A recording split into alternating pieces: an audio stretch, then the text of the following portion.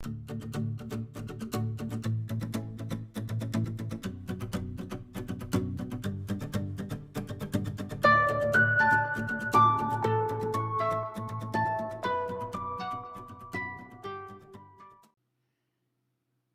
everyone. This is Patricia Lucia, author of Wildflowers and Present Tenses.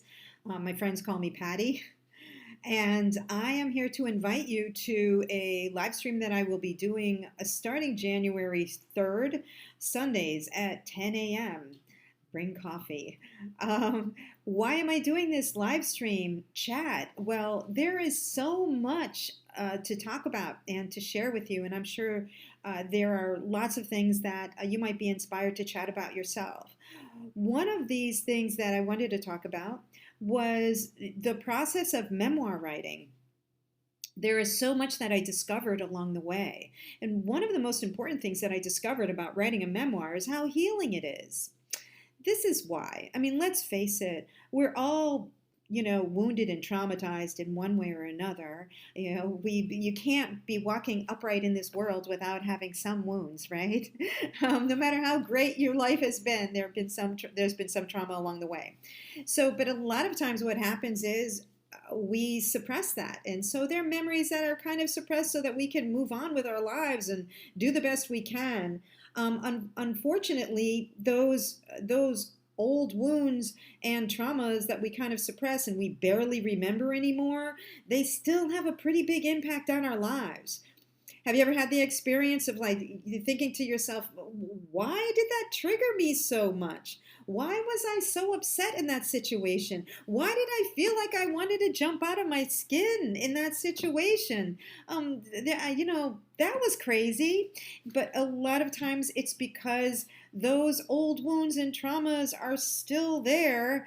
You're just not really aware of it, and they are having an impact on our present tense lives and our relationships. So what I discovered was that as I started writing my memoir, there were some stories that I wanted to write and I had in mind, right? So, okay, this is a memory, this is a memory, this is a memory. I'm going to write these things down. But what happened is in the process of beginning to write some of these things down, some of these memories, what I didn't realize is that I was opening up an energetic portal to all kinds of memories. So there were a lot of memories that I hadn't really thought about, or things that I had forgotten that actually came to the surface.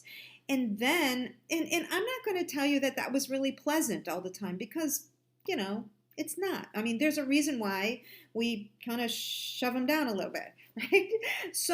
But the process of bringing them to the surface gives you an opportunity, certainly gave me an opportunity to look at them again, revisit it, go through a process of kind of sorting that out with fresh eyes and from a perspective of being older, wiser, having a thicker skin, having lived more life, and being able to look with a different perspective on these memories, less from a victimized place and more of a place of empowerment. So I was able to do that and go through this process.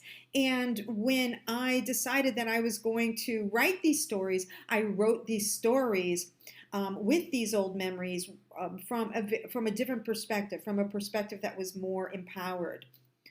Why is that so important? Because I think sometimes we also underestimate the power of storytelling. All humans are storytellers. It's in our DNA to tell stories, right? But we sometimes do not understand or realize the power of storytelling.